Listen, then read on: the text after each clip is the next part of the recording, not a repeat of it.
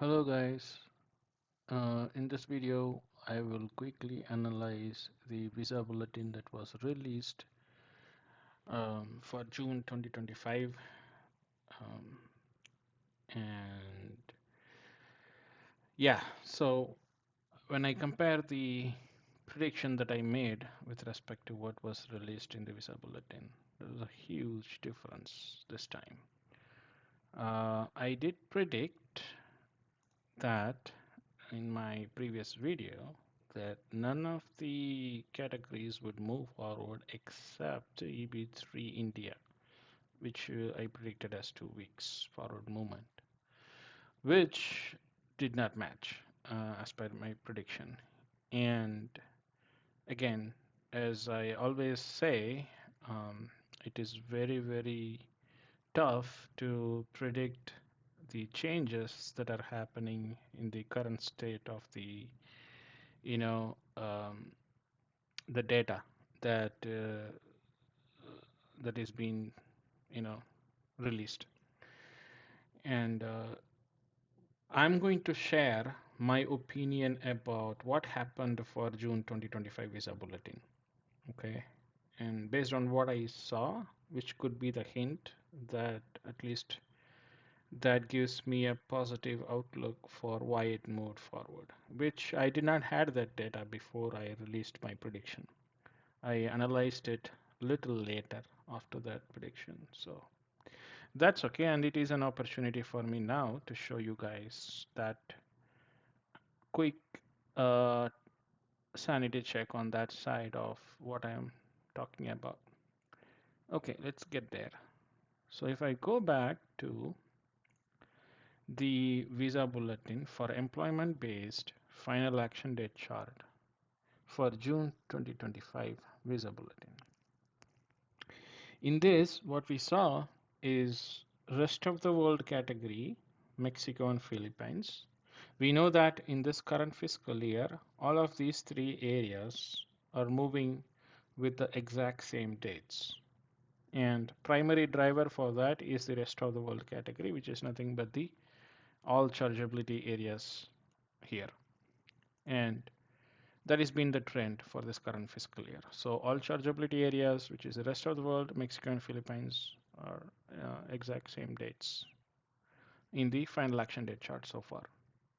Now, the good news, definitely a fantastic news for rest of the world and Mexico and Philippines is, um, of course, EB1 stayed current as always in this current fiscal year. EB2, it moved close to 5 months. From in May 2025 visa bulletin, it was 22nd June 2023, and it moved to 15th October 2023. So almost 5 months there, which is a great news for EB2 rest of the world. I was anticipating this kind of a jump next month, to be frank. I was thinking, okay, they are going to do this kind of a big jump in the start of the every quarter.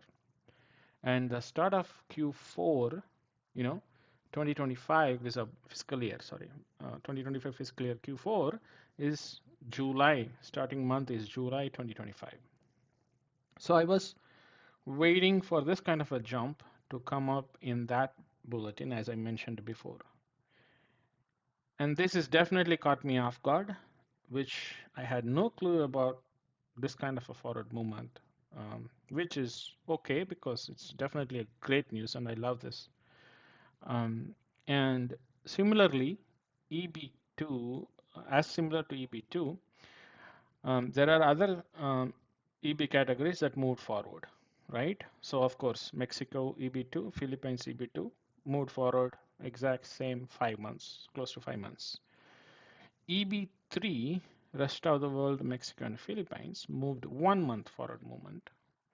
In May, it was 1st of January 2023 for EB3 skilled, rest of the world, Mexico and Philippines. In June 2025 visa bulletin, we see as 8th of February 2023. So it is close to 1 month, 1 week forward movement, which is again a great forward movement. Definitely. On an average, we have been seeing this moving a month in the past since the time USAA has started moving the dates in final action date chart. And similarly, the EB3 other workers under rest of the world, Mexico and Philippines also moved close to a month, or I can say exactly 1 month forward movement from May 2025 visa bulletin to June 2025 visa bulletin. Again, good news, definitely. I was anticipating no movement until July, but this is definitely a surprise for me, which is a good surprise for me to see this. Okay, now when I go back to why, um, maybe like I can say, um, why did we see this change at this time? Maybe, maybe because USCIS is forecasting um, more visa availability than they thought before the next quarter. Okay. Um, I'm still positive that next visa bulletin, the July visa bulletin, will have definitely a forward movement if I'm not wrong. But all I am saying is that definitely there are more visa numbers available than originally predicted by USAS. Um, so I'm thinking that data filing chart will also continue to move in July as well, along with the final action date chart for sure. That is my prediction. Okay, now I will go a little detail on the backlog data to refer specific to, let's take an example of EB2 rest of the world category. And I want to give an example because that's where the dates moved forward for 5 months. And I'm going to provide my theory about how it moved, okay, and why. So I will take one data point. So I have downloaded the I-140 approved petitions or applicants who are waiting for visa availability, which means the green card visa availability, who are in the pending or who are in the queue. So if I look at EB2, rest of the world, and you can see that this is as of December 2024 data. That's the latest data we have at the end of December 2024. And in that, the total number of I-140 applicants waiting for green card is 28,457. Okay, as of end of December 2024. Now, you know that the visa availability in the current fiscal year, right? So nothing but the total visa availability for all the worldwide is 150K in the current fiscal year, right? Now, if I do that, and then it is, if you look at the percentage in which the visa numbers are allocated for the rest of the world, right? As per that, it is 30,888. Okay, that is the total visa allocated for fiscal year 2025 under EB2 rest of the world category. So what this document says is up to the priority, whatever the priority date is established in December 2024 visa bulletin final action date chart, up to that priority date, these many I-140 applicants are in the queue. Okay, if you look at the row number 19. Okay, these many applicants are in the queue. So if I subtract this number with this one, let's say, there are extra 2,431 additional numbers available after satisfying these many applicants from the existing visa allocation for the current fiscal year for rest of the world EB2. Okay. Now, if I look at what is the priority date established in December 2024 visa bulletin for EB2 rest of the world, right? If I go back to that visa bulletin for that particular uh, thing, during December visa bulletin, the final action date chart says it established the date was 15th March 2023. So up to 15th March 2023, as per my understanding, the statement given here is there was 28,457 applicants. So I think if you remember originally in the previous visa bulletins, the date for EB to rest of the world was kept close to March 2023, right? So what I'm foreseeing is that maybe we don't have the data for Q2 fiscal year 2025 for the same file because this was as of December 2024. If I had April 2024 in the future, it will be released, but I'm just predicting that by April 2024, we might have more data about this number, utilization basically, and how much coverage we have and how much balance we have, things like that. But with whatever we can theorize is based on what we can see from the data standpoint. So what I'm thinking here is the remaining numbers are still available to use, which moved the date to October 2023 in the final action date chart of EB2 rest of the world.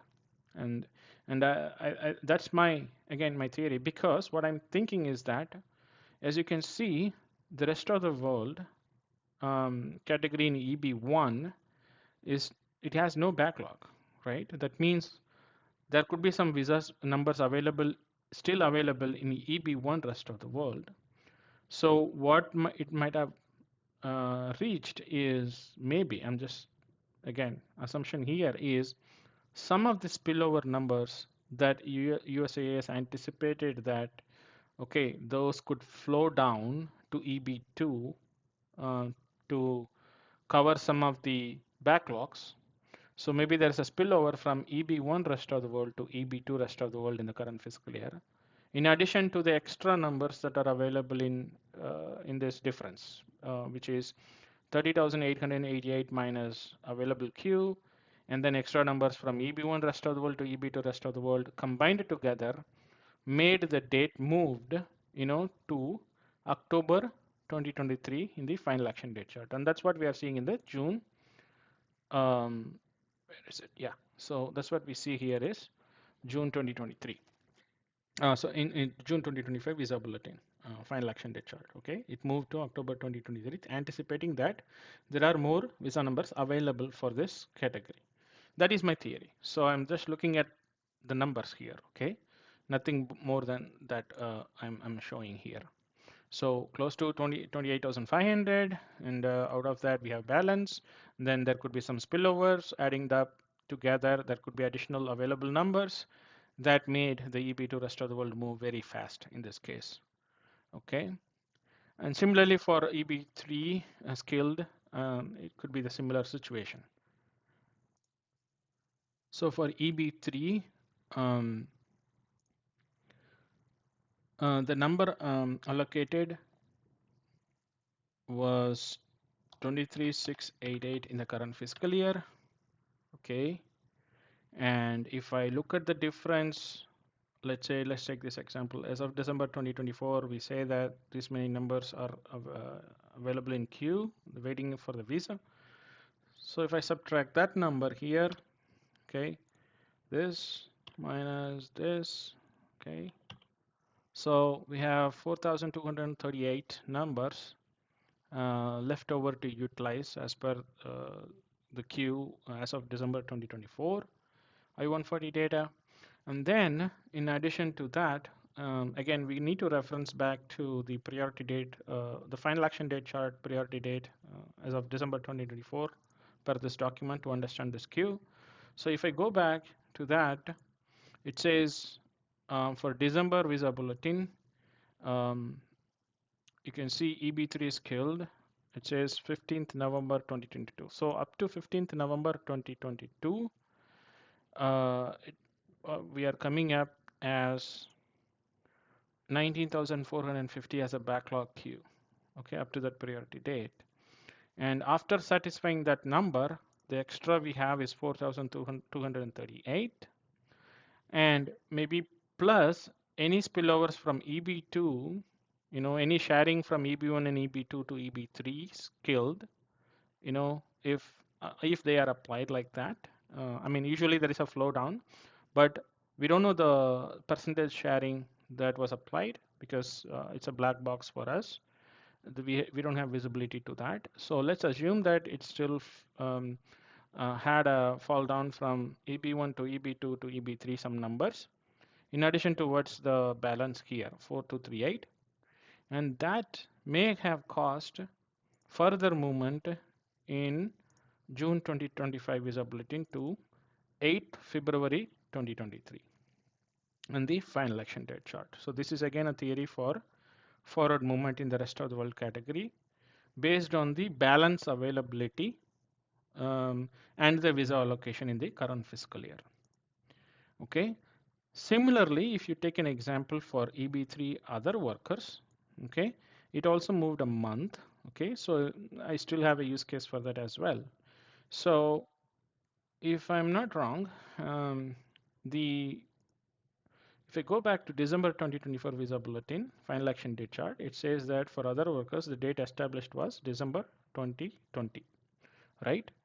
Up to December, 1st December 2020, the number of applicants that was in queue, those were in queue, was 20,082, right? So in the current fiscal year for EB3 other workers, the anticipated number applied is again, it's my calculation is close to 7,200 numbers applied as a total visa availability based on my percentage calculation for that category, let's say. And now imagine that we have 20,000 numbers that are in queue and the 7,200 number availability, plus you can imagine there were total 30,888 availability in EB1 rest of the world, and let's assume that only few of them are utilized. Let's say let's for now put it as like 50% is utilized out of this number and 50% are available and shared. So 15,000 from EB1, let's say shared between EB2 rest of the world, EB3 rest of the world, and EB3 other workers rest of the world. That will be in addition to this number. So we have, because of that increase in that additional availability, because there is a demand, you can see there is a high demand in EB3 other workers compared to other areas, right? Because other areas, like we have more visa numbers available and allocated than the queue, than the demand. But with respect to EB3 other workers, the demand is higher than availability. So the percentage share for EB3 other workers may be demanding more compared to what it could have been asked for in EB2 rest of the world and EB3 rest of the world. I think based on that, as we do not have that sharing number, it's hard to say how much added up on this one to make that 6 months forward movement. When I say 6 months, what I mean by that is if I look at December visa bulletin, the December visa bulletin for this category is saying that it was 1st December 2020, but when I come to June visa bulletin, 2025 visa bulletin, it is saying 22nd June 2021, so which is almost 6 months to 7 months forward movement from that time, right? So what this tells me is that there are a lot of spillover numbers applied in the EB3 other workers category compared to EB2 and EB3 skilled for rest of the world because of the demand that it is calling for. And that's why we continue to see a month forward movement in this case as well, because there are maybe the projection is there is more visa available to apply there.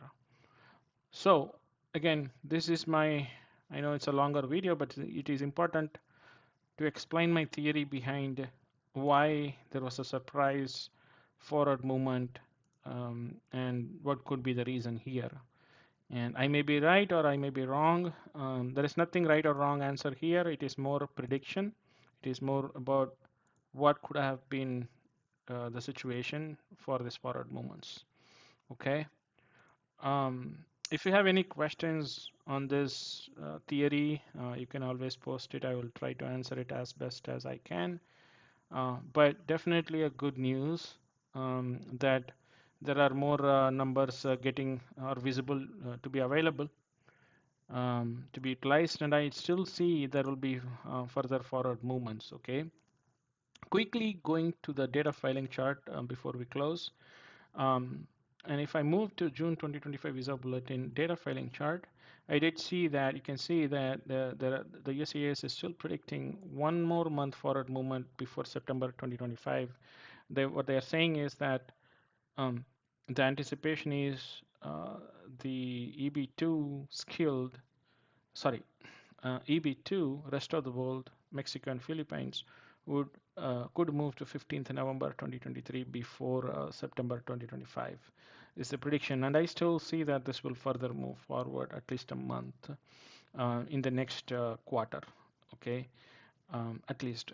And similarly for EB3 scaled, it says 1st of March 2023, which did not change from the May 2025 visa bulletin, but I still anticipate that um, that there could be a slight movement forward in the data filing chart for this category before September 2025 as well. And moreover, you know, I do think that for EB3 other workers as well, I do see that, as you can see, it was already predicting 1 month forward movement from June to July in the data filing chart before September 2025 is bulletin, but I still think that it will be further moved forward a little bit as well. But only, um, you know, only the next month or future data will tell me more about, like, will it move further than 1 month or not. So next quarter results definitely will help navigate those theory behind that. Okay. Again, I have spoken a lot, but again, it goes back to what I think that the reason behind a lot of forward movements, which was a surprise for us, and definitely a good surprise for us. Okay. Um, and moreover, I didn't talk about China and India. Um, as I said, it you would not see that any movement in my prediction. Also, I did not move much of these dates. I kept it same, which I predicted it will not move, and it did not move. Um, except EB3, I said 2 weeks forward movement, but it did not move as well. But what I think is definitely in July, you would see some movements for China and India, which I will continue to predict for you guys. Okay. For China and India, it's not a great news for current June 2025 visa bulletin, um, which is mostly anticipated that way. But next July 2025 visa bulletin, there will be some forward movement, and we'll see how much. Okay. I'll I will analyze that and post for you guys in the coming weeks. All right. If you have any questions, please post it in the comment section, and please share my videos with your network. That way I get more visibility here. Thanks for your time.